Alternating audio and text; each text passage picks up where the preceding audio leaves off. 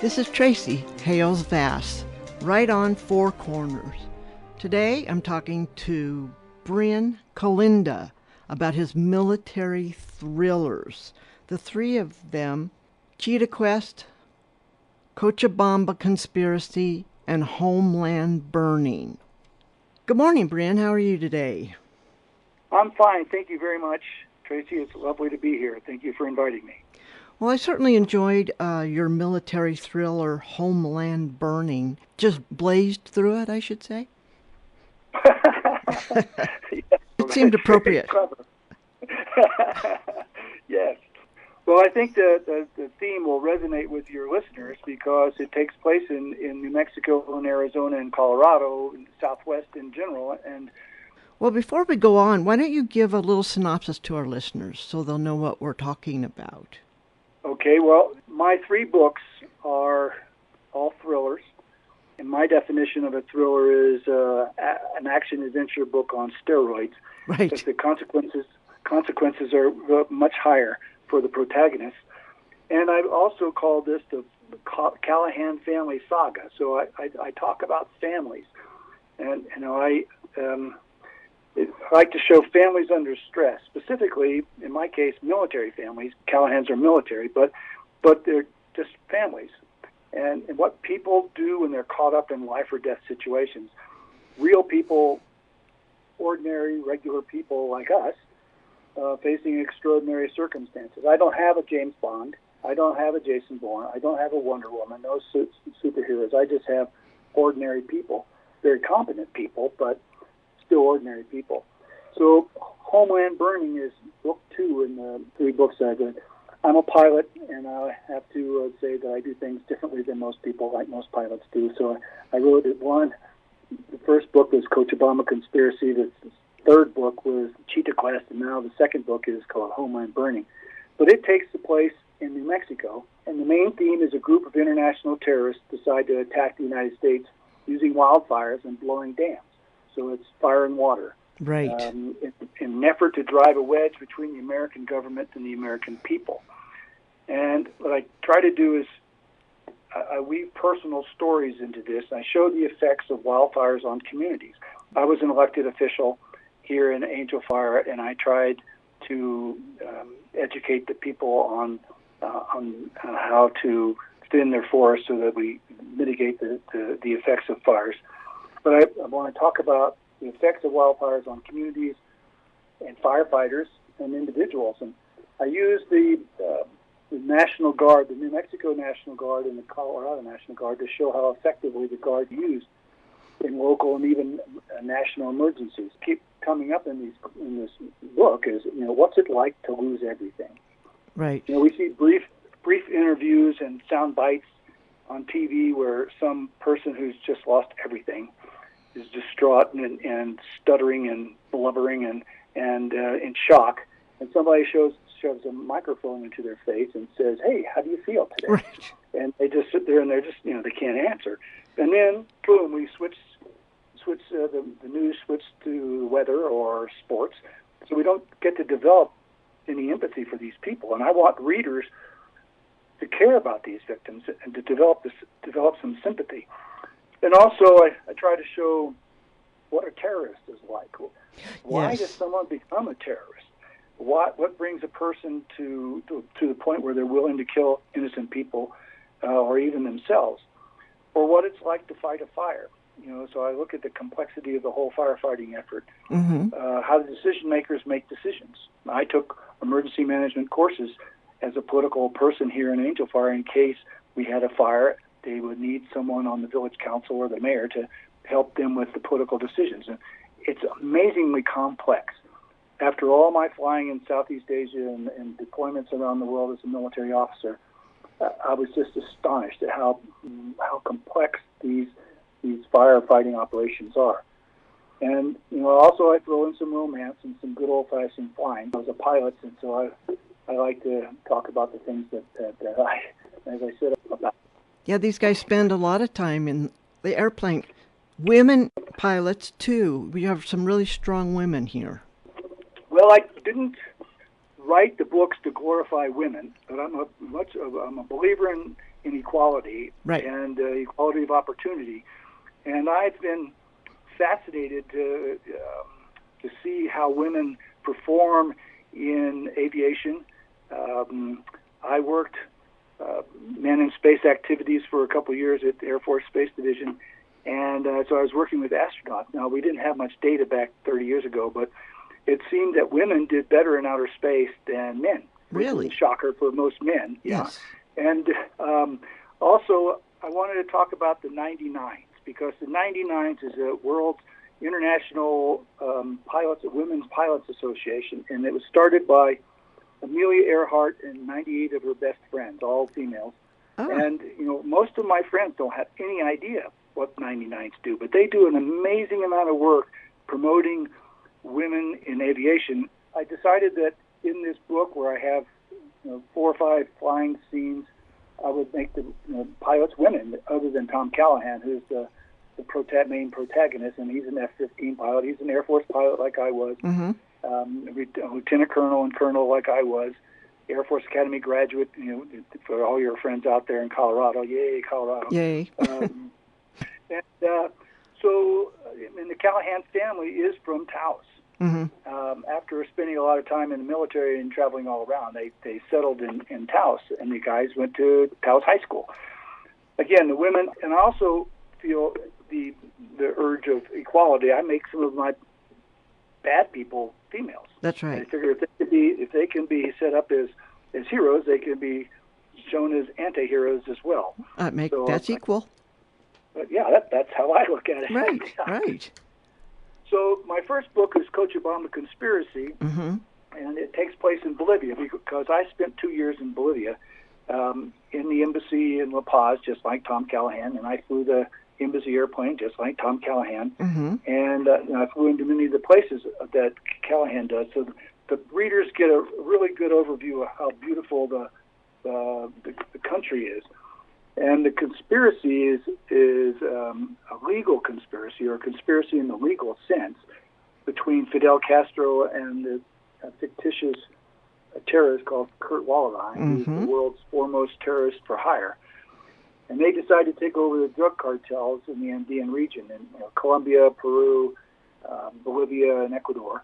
And they used that drug money to overthrow the democracies, which are pretty weak in those countries, and impose communism 2.0 in the country. So there's lots of flying in that one, a little romance, some interesting situations and characters, narrow escapes, and again, some pretty good descriptions of life in South America in general, and Bolivia in particular. I even had one reader tell me that he and his wife were going to change their vacation plans and visit Bolivia as a result of reading there the you book. go. I thought that was pretty much the ultimate compliment. Absolutely. And then Cheetah Quest, mm-hmm. which is the one that's written out of sequence. Cheetah is a city in Siberia in Russia. Oh. And my wife has a master's degree in Soviet studies, and she's a Sovietologist and speaks Russian. And I flew into Southeast Asia, so we combined our experiences down there. And so Tom Callahan's father was shot down at the close of the Vietnam War when Tom was 10 years old. And his father is still listed as missing in action after 30-plus years. Mm. So after a family tragedy, again, getting back to the family thing, mm-hmm. Tom decides to go to Vietnam to find out what happened to his father, to give the Callahan family some closure, mm-hmm. which they need after this tragedy. So boiled down to its essence in this, this very complex political military book, Cheetah Quest is a story about a little boy searching for his daddy. Oh. So, and after announcing his intentions to go to Asia, mm-hmm. people around the Callahan start dying. Ah. Tom is attacked, his wife is attacked, and his brother, Tom and his brother go to Vietnam, China, Mongolia, and eventually to Cheetah. So that's a very quick overview of the 3 books that I have. And they're, like I said, just thrillers and believable in spite of the things that are happening. They're very believable because you set them in territory that's very familiar. Well, they're familiar to me because I've lived there or right. been there, and I've done a lot of research. I really love doing research. And I delight in scattering what I call factoids through the books. Yes, I noticed that. Well, I like that very much. yeah, when I was at the Air Force Academy, my freshman year, what happens at the dinner table is, you just dread going to dinner because the upperclassmen have a chance to just ping on you all for the whole meal. So what happens is that you can buy yourself out of the bad situation because they're all bored, and they would say, "Okay, Colenda, tell me something I don't know. Tell me a little known but interesting fact."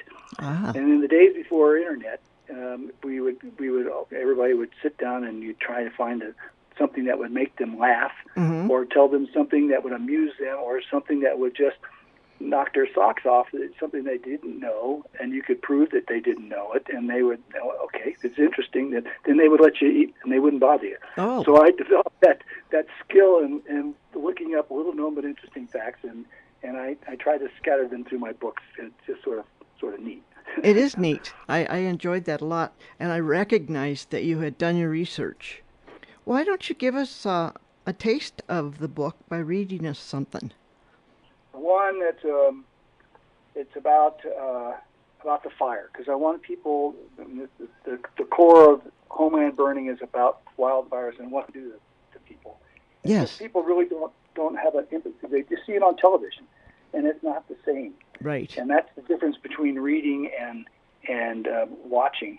Reading is more participatory, and you can engage all your senses. That's why people like to read, to learn, and where they read thrillers and action-adventure books to take them places they don't ever go, like Right. outer space, under the ocean, or to France, or whatever it is. And I want people to read the book and get their heart pumping, and Right. and wow, okay. Right. So which is why one of the reasons I put flying in all the time, because Yeah, it does that. I know that very well. Okay, so this is a couple pages of Homeland burning. The fire has been raging around the fictional town of Montero, New Mexico. Mm-hmm. Javier Hernandez is the mayor of Montero, and he's been in the field visiting his town's firefighters who are out there with everybody else.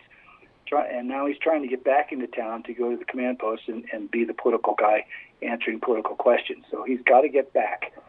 So he is in a pickup truck out in the boondocks. Okay. So it starts off near Montero, New Mexico. Okay. Javier Hernandez drove his truck up the next ridge and paused. Through the haze, he could see airplanes making run after run against the fire. His spirits rocketed up as he watched multiple passes of aircraft bombing the inferno with streamers of red retardant. It was air power against the might of Mother Nature at her most ferocious. The only way this monster could be stopped was if they kept up a relentless assault from the air.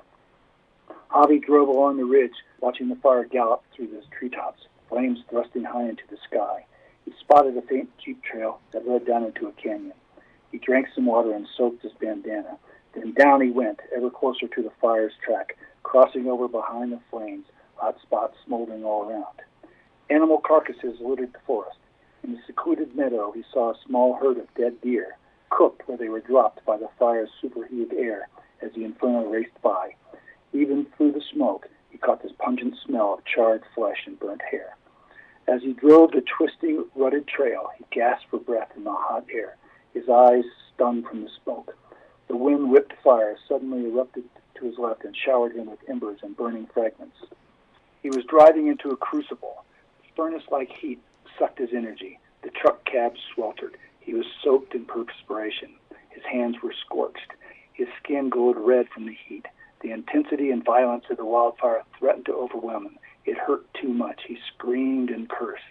He grabbed his water bottle and sucked it dry, then doused the bandana and his head and shoulders with the second bottle. The thick smoke eddied around him. Flames raced to cut him off. Smoke enveloped him. Where was the road? He crashed through a copse of small aspens and bulldozed down a gauntlet of juniper saplings. There, nearly concealed in the haze, was a logging road. He punched the accelerator and wheeled the trucks through the mass of orange flames. Sparks flew past the truck and bounced off his windshield. He shot through another narrow curve, desperate to outpace the voracious inferno. More embers rained down on the truck, clattering on the roof like shrapnel. He raced ahead to a familiar logging road that now looked like a superhighway. Harvey spun the wheel left and climbed the twisting high road through the forest's unforgiving terrain. The smoke was thinning now. He glanced at his watch. Nearly 2 hours had passed since he started. The last ridge blocked his view towards Montero, but he could see the fire as it raced eastward. Despairing, he plunged down the mountainside into the canyon and climbed the final slope. He crested the ridge and skidded to a halt at the town overlook. He grabbed the binoculars, leapt from the truck, and took a look at the valley.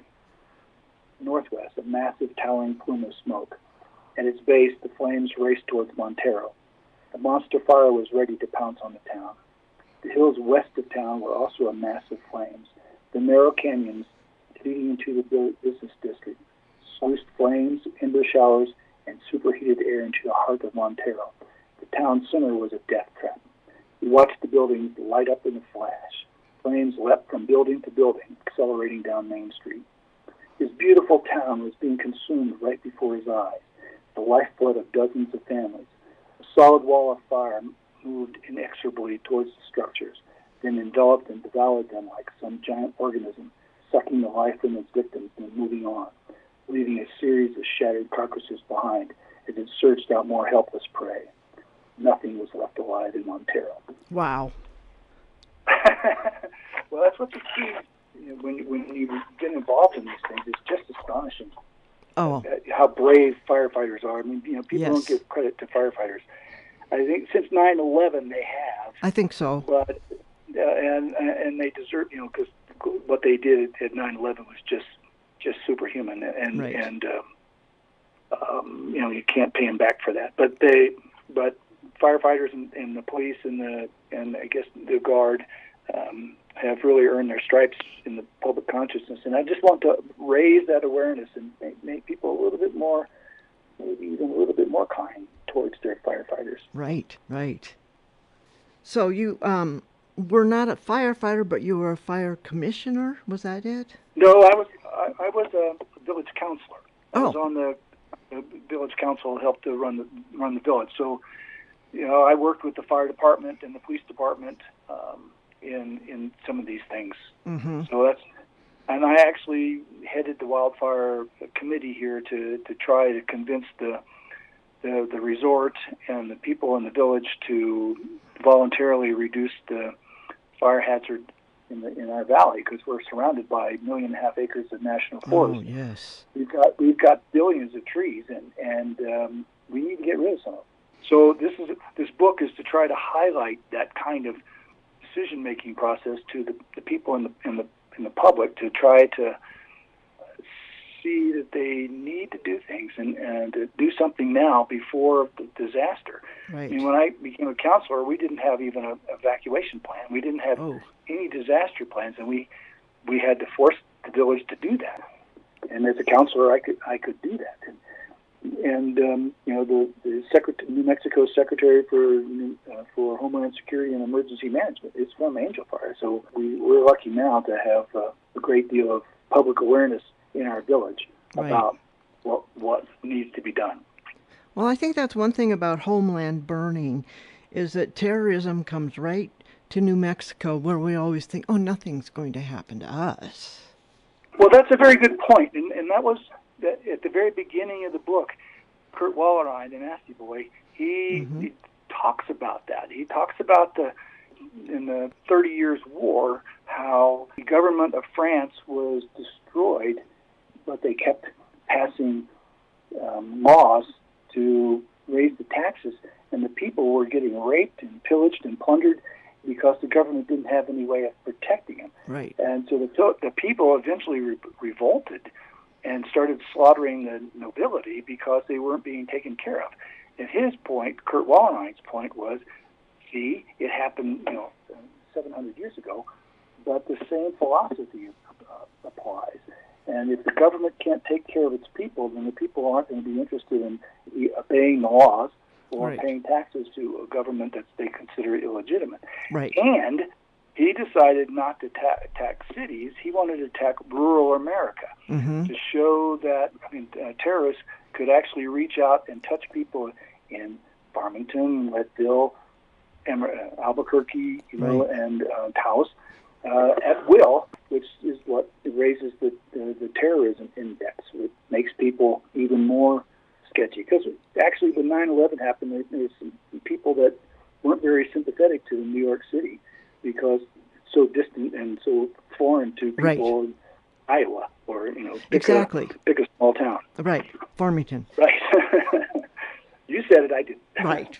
You've written these 3 books now. So what made you think that you wanted to write fiction? I was lucky enough to have a postgraduate fellowship at Stanford. So I had a lot of extra time there. So I started talking. I was on faculty status, and so I was talking to other people in the faculty at Stanford who were pretty sophisticated people. Right. And I had just come from Bolivia, and I started telling them stories about Bolivia, and they were just astonished because nobody knew about Bolivia. Not one of them had ever been to Bolivia. So I said, well, heck, if I'm going to start writing stories, maybe I should put it in a place like nobody knows about except me. There you go. There you go. Yeah. Less criticism. Uh-huh. So I started doing that, and then I got caught up in it, and I just figured that this is what I want to do with the rest of my life. I love writing, and I've been lucky enough to meet authors, Michael McGarity, Ken Follett, David Morrell, and they're all so kind. Yes. I just like the community of writers. Again, yes. I'm a member of Southwest Writers down in Albuquerque, just like you are. Yes. And the people down there are so supportive, and they're so kind, and they're so friendly, and they're so helpful. And yes. I have a writers group in Taos. I call my Taos women. They're my ladies, which I put in my acknowledgments because they're so good to me, who don't hold back at all. When I go in and read something to them, they will eviscerate it if it's not very good. And it's forced me to be better and better. Gotta love the writing groups. Oh, you bet. It's impossible. Well, I spend 6 months a year in Panama. And I started a writers group in Panama because there were so many people around there who said, when I said I was a writer, you've got to start a writers group because we have all these people who want to write. And so we did. We have 30 people in the writers group. It's that's just great. Fun. There's a little tiny town in the middle of nowhere in Panama. Oh, perfect. Even some Panamanians. So do you want to read a couple more pages?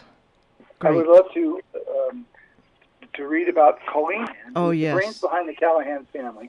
Yes. And she's blonde, and she's beautiful, and she's brilliant. She's also Australian, which puts a little extra kicker in there. Yes. And she knows the bad guy, and because she wrecked his plans in the Cochabamba conspiracy. Now this is Homeland burning, so it's the follow-on. So in it, she's already been kidnapped, and she's been beaten and starved, and but she's still defiant. And I want to show her being defiant here. So she's been cuffed, and she's been beaten, and she's dragged down for interrogation. So this is a page and a half. Okay.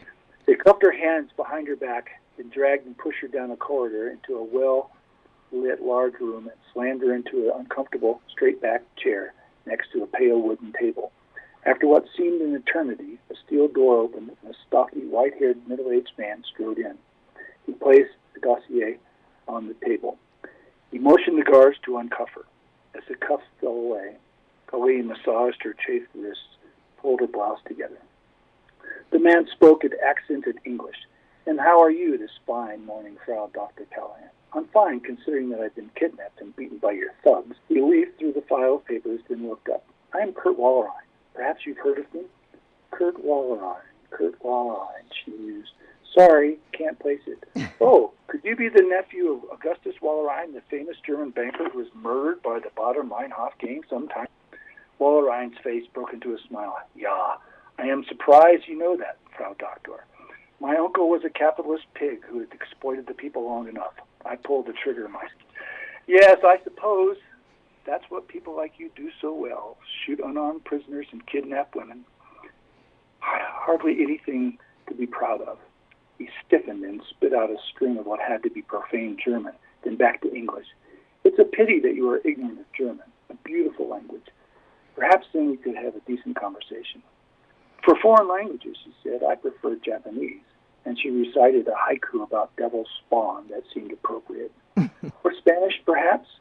After all, your last operations were in Latin America." She spoke softly, almost melodiously reciting every Spanish curse word that she could recall to direct at this murderous wanker. Oh, I'm sorry. Perhaps you don't want to be reminded about how all those plans were disastrous. Perhaps we should try English again, and smiled sweetly. Wallerline glowered at her and broke into a barking laugh. Well, I see that you have a sense of humor, Frau Doctor. Not as much as you do if you think your communist economic model will work. That's a world-class joke. Every thinking person on the planet knows that. Yeah, you are now an economist and at the World Bank. Very impressive, Frau Doctor. I have wanted to meet you for a long time. As I remember, you tried to have me kidnapped in Bolivia and failed. Dying, that was not my idea. You expect me to believe that? If I had made the order, it would have succeeded. This time I did give the order, and voila, here you are. It was not an easy thing to arrange on such short notice. Am I supposed to congratulate you? He stood and walked around the table and stopped in front of her. She forced herself to look up at him. So why am I here, Kurt? Why did you kidnap me? Your husband has caused me much trouble in the past year. Not as much as he's going to unless you release me. Wallerline laughed. Release you? He laughed again. Yes. I like her. I like her very much. And I also funny. like... Oh, Ruhi, yeah. Ruhi Adams. Ruhi Adams. She's the pilot. Yes, I like her too very much, and her husband. Yeah, they're a good team. They are. So you have the Callahan family through the 3 books, so you must know them very well. I mean, they're real people to you. It's funny that in Cheetah Quest, I created this woman character who eventually I was going to have kill off. She was going to come in and do something that needed to be done, and then she was going to be killed off in chapter 12 or something. Mm-hmm. But by the time I got to chapter 12, I fell in love with her. Yeah. And so I had to go back and rewrite it so that she ended up marrying into the Callahan family. Oh, good. And became one of my favorite people. Yeah. I don't want to kill her. I have conversations with these people all the time. So, in fact, it's a little worrisome. But fortunately, my wife is very flexible.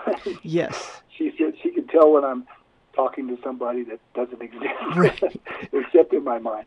I actually have an interview with the Callahans on my website.